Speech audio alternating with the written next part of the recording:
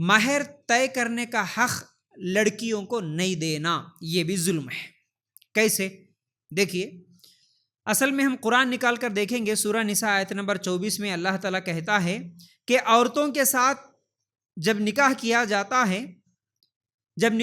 جاتا ہے تو اپنی مرضی سے، خوشی سے عورتوں کو مہر دو، یہ اللہ تعالیٰ کا حکم ہے، قرآن میں حکم ہے۔ اصل میں پچھلے ہفتے بھی آپ لوگوں کے سامنے یہ بات بولا تھا کہ آج ہماری عورتوں کو ان کے حقوق کیا ہے خود نہیں معلوم، عورت کو اسلام کیا حق دیا یہ اس کو خود نہیں معلوم۔ بہت سارے حقوق جو دیا اللہ تعالیٰ، وہ حقوق آج مسلمان نہیں دیتے، خود گھر والے نہیں دیتے، باپ نہیں دیتا، شوہر نہیں دیتا، بھائی نہیں دیتا،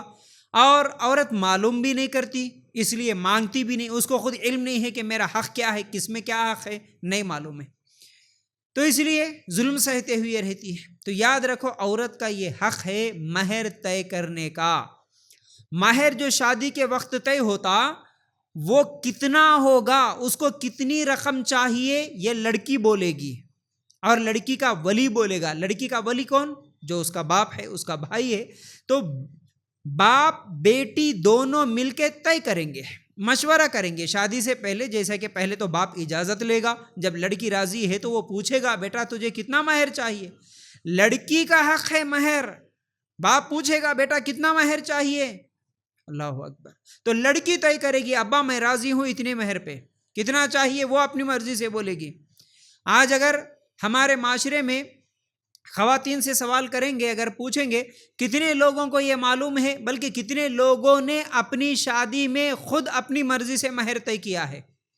کتنی عورتیں جواب دیں گے کہ ہاں جی ہم ہماری مرضی سے اتنا مہر ہونا بول کے ہمارے ابا کو بولے تھے، اتنا مہر چاہیے ہم کو بول کے ہم ڈیمانڈ کرے تھے، ہم مانگے تھے، ہم سے پوچھا گیا مہر کتنا ہونا بول کے۔ کتنی لڑکیاں آپ کو جواب دیں گی، کتنی عورتیں جواب دیں گی؟ 99% شاید ایسی ہی عورتیں ہیں جن کو مہر کتنا طے کیا ان کو معلوم بھی نہیں۔ بڑے لوگ بیٹھے کہیں پر، مرد حضرات بیٹھے، وہی لوگ آپس میں کچھ بات چیت کر لیے، کچھ مہر طے کر دیے، ہو گیا۔ لڑکی کو پتہ ہی نہیں ہے وہ اس کا حق ہے، اس کو ملنا چاہیے۔ اچھا طے بھی کرتے ہیں تو پھر اس کے بعد کیا ہوتا ہے، اس سے بھی بڑا ظلم۔ طے کرنے کے بعد ایک تو مہر دیا نہیں جاتا، اور دوسرا اگر مہر دیا بھی جاتا ہے تو اتنا کم دیا جاتا، اور وہ کم مہر میں بھی جیسے اس لڑکی کے پاس مہر پہنچا فوراً دوسری طرف سے مدرسے کے لوگ، مسجد کے لوگ یا کوئی اور آ جاتے ہیں جو دین کے نام پر آ کے وہ مہر بھی لوٹ کے لے کے چلے جاتے ہیں۔ اب یہ مہر ہے نا، تیرے پاس رقم ہے نا، یہ تو کچھ بھی خرچہ نہیں کر سکتی، یہ صرف مسجد کو اور مدرسے کو دے سکتی، یہ بول کے پھر وہ بھی کھینچ کے لے کے چلے جاتے ہیں۔ اور کچھ لوگوں کو تو میں ایسے دیکھا، ایسے سنا قریب سے، لڑکی کا مہر طے کیا گیا اور مہر نقد ملا بھی، اور وہ نقد مہر لے کے آ کے باپ اس لڑکی کے گود میں رکھا 1-2 سیکنڈ کے لیے، اور رکھ کے نکال کے لے کے چلے گیا، بیٹا بس صرف یہ مہر تجھے دکھانے کے لیے لایا تھا، یہ تیرا مہر تھا، بس۔ اس کے بعد باپ لے کے چلے گیا، شرابی ہے تو شراب پی لیا، یا پھر اس کی ضرورتیں پوری کر لیا۔ مہر ایک تو دیتے نہیں، لڑکی کی مرضی سے مہر نہیں دیتے، لڑکی جتنا ڈیمانڈ کرتی اتنا نہیں دیتے، لڑکی سے سوال بھی نہیں کرتے کتنا مہر ہونا، بڑے لوگ مل کے طے کر دیے، اور وہ کرے سو مہر بھی اس کے ہاتھوں کو نہیں دیتے، یا تو باپ لے لیتا، یا نہیں تو مسجد مدرسے والے آ کے لے لیتے، یا پھر نہیں تو ادھار میں لکھا دیتا، یا پھر نہیں تو اکثر لوگ اس مہر کو ادھار میں لکھا دیتے۔ جو کم نہیں لکھاتے وہ لوگ کیا کرتے، ادھار میں لکھا دیتے، چلو جی ہم دے دیں گے 1,51,000 روپے ریال میں، 1,51,000 روپے درہم میں۔ میرے پاس تو ایک آدمی آ کے، جب بہت دن پہلے 10-15 سال کی بات ہے، میں جب تقریر کر رہا تھا، اس وقت میں جب بولا تھا مہر کے تعلق سے کہ مہر دینا ضروری ہے، تو ایک آدمی آیا تقریر سن کے، آ کے بولا کہ فیاض بھائی میری شادی میں تو 1,00,000 درہم مہر میں لکھ دیا گیا، اور آج تک میں وہ دیا نہیں، اور وہ 1,00,000 درہم کے انڈین روپیز کتنے بنتے وہ بھی نہیں معلوم، مجھے حساب تک نہیں معلوم، بس لکھ دیے ہمارے بڑے لوگ، میں بھی راضی وہ بھی راضی، مجھے بھی نہیں معلوم اس کا حساب، میری بیوی کو بھی نہیں معلوم، اور آج تک میں دیا بھی نہیں، میں کیا کروں؟ حالانکہ 1,00,000 درہم، 10,000 درہم جو لکھا دیتے، درہم کتنے بنتے؟ کئی لوگ ہوتے وہ زندگی میں اتنے پیسے آنکھوں سے دیکھتے بھی نہیں، اتنے پیسے خود کماتے بھی نہیں زندگی میں کبھی، لیکن اپنی بیویوں کے مہر کے نام پہ، ادھار کے نام پہ لکھ دیے. اب ظلم دیکھو، زندگی بھر تو اس کو دینا یاد نہیں آتا اور لڑکی کو مانگنا بھی یاد نہیں آتا. بیوی کبھی پوچھتی نہیں اجی تم مہر لکھائے تھے نا، ارے یہ مہر تمہارا حق ہے، تمہیں لینا چاہیے، ادھار نہیں. آج تو بڑے بڑے لکھ پتی کروڑ پتی لوگ بھی ادھار میں لکھا دیتے کئی لوگ، اور لکھاتے بھی جو 5,000 لکھاتے، اکثر لوگ 2,000 5,000 2,051 5,051 زیادہ سے زیادہ 10,051 لکھا دیے، وہ بھی ادھار میں لکھا دیے. اللہ رحم کر. پھر وہ ہے سو 5-10 ہزار تو بھی کبھی دیا اپنی بیوی کو، وہ بھی نہیں دیا. بوڑھا ہو گیا، پوری زندگی گزار دیا، اسی حالت میں مر گیا. اب ہمارا سماج، ہماری سوسائٹی کیا کرتی، مرنے کے بعد پھر اس بوڑھی خاتون کو پکڑ کے لے کے آ کے تیرے شوہر کا مہر معاف کر.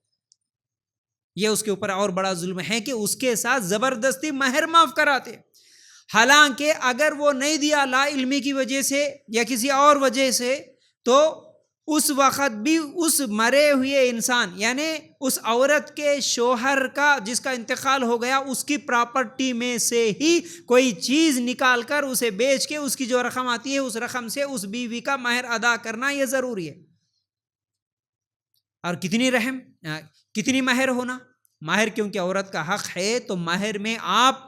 اگر کروڑ پتی سے نکاح کر رہے تو آپ 1 کروڑ روپے بھی ڈیمانڈ کر سکتے ہیں. عورت ڈیمانڈ کر سکتی ہے کہ مجھے 1 کروڑ روپے چاہیے، مجھے اتنے پلاٹ چاہیے، مجھے یہ گھر چاہیے، مجھے اتنے تولہ سونا چاند چاہیے، مجھے ڈائمنڈ رنگ چاہیے. کچھ بھی لڑکی اپنی مرضی سے ڈیمانڈ کر سکتی ہے، مانگ سکتی ہے اپنی مرضی سے، ابا مجھے اتنا مہر چاہیے، یہ آپ کا حق ہے. اور دوسری چیز، اگر وہ کروڑ پتی نہیں ہے، غریب ہے، غریب انسان سے، اگر آپ بھی غریب ہے، لڑکی بھی غریب ہے، لڑکا بھی غریب ہے، اور وہ کروڑوں میں لاکھوں میں نہیں دے سکتا، تو وہ اپنی حیثیت کے حساب سے وہ مانگ سکتی ہے، ڈیمانڈ کر سکتی ہے، آپ کی مرضی. آپ 500 روپے پہ بھی اگر راضی ہو گئے تو نکاح ہو جاتا. آپ 1 لاکھ بھی مانگے تو نکاح ہو جاتا، 1 کروڑ بھی مانگے تو نکاح ہو جاتا. لیکن مانگنا اور وہ مہر کا لینا اور وہ مہر کا لے کے آپ اپنی مرضی سے اس کا استعمال کرنا، یہ آپ کا حق ہے، یہ خواتین کا حق ہے، یہ لڑکی کا حق ہے. مہر کا پیسہ آپ کے پاس رہے گا. آپ چاہے تو آپ کے نام پہ پلاٹ خرید کے رکھ لو، آپ چاہے تو سونا خرید کے رکھ لو، آپ چاہے تو اپنے لیے کھانے پینے کپڑوں میں استعمال کر لو، آپ چاہے اپنے بچوں کے فیوچر کے لیے جمع کے رکھ لو. یہ آپ کا حق ہے، یہ آپ کے پاس رہے گا، آپ کی مرضی اس پر چلے گی. مہر ملنے کے بعد فوراً کوئی مدرسے کے نام پہ یا کوئی اور کسی کے نام پہ آ کے لے کر چلے جائے تو اس طرح دینا غلط ہے، کیونکہ لڑکیوں کو ڈرا کے اس طرح اس کا مہر بھی چھین لیا جاتا، اور لڑکیوں کو علم نہیں رہنے کی وجہ سے ہاں جو بھی بول دیے مولانا صاحب اس بات پر راضی ہو کے وہ واپس دے دیتی ہے. یاد رکھو غلط ہے. اور کئی باپ تو ظلم کرتے ہیں، بڑی رقم لے لیتے ہیں، غریب لڑکی ہے، غریب گھرانہ ہے، لیکن رشتہ کیسے دیکھا، بڑے پیسے والوں کا تو رشتہ دیکھ لیا باپ، اب وہاں سے مجھے مہر تو مل جائے گا یہ سوچ کے. کئی لوگوں کو تو میں اپنے آنکھوں سے دیکھا کہ لڑکی کو اس کی پسند نہیں بھی ہے، تو جیسے کہ لڑکی کی پسند اور ناپسند کے بارے میں پچھلے ہفتے میں تفصیل سے بات رکھا تھا، اس میں ایک چیز یہ بھی ہوتی ہے کہ کئی لوگ صرف اپنی لڑکیوں کا نکاح اس لیے کر دیتے ہیں کیونکہ باپ خود عیاش ہوتا، کھانے پینے والا، شراب کا عادی، کام چور ہو جاتا، اس کے گھر میں لڑکیاں ہیں، اب وہ خود تو کما کے اچھی طرح کما کے نکاح تو نہیں کر سکتا، تو اس لیے کیا کرتا، اب غریب بچیاں ہیں، اب جو بھی آ جائے گا میں اس کو دے دوں گا، اب وہ زیادہ عمر والا آ جائے تو بھی دے دوں گا، کوئی دوسری شادی تیسری شادی چوتھی والی کوئی بھی آ جائے تو بھی دے دوں گا. دینا گناہ نہیں ہے، لیکن اس نیت سے دینا کہ کیونکہ اب میری کنواری لڑکی ہے، اب مجھے پیسے چاہیے، وہ مالدار ہے، اب وہ دوسری شادی کرنا چاہ رہا، مجھے مال مل جاتا اس لیے میں میری بچی کو دے دوں گا. اس نیت سے نکاح کرنے والے باپ ہے، اور ڈیمانڈ کر کے 1-1 لاکھ 5-5 لاکھ روپے اس کے پاس سے لے لیتے ہیں، اور لڑکی کو تو پتہ ہی نہیں چلتا باپ کتنے لیا، کیا کرا، باپ خرچ کر لیا، اور اس بچی کی زندگی برباد کرتے ہوئے کسی کو اس کی مرضی کے بغیر، اس کی اجازت کے بغیر ایسے لوگوں سے نکاح کر کے دے دیتے ہیں جس کا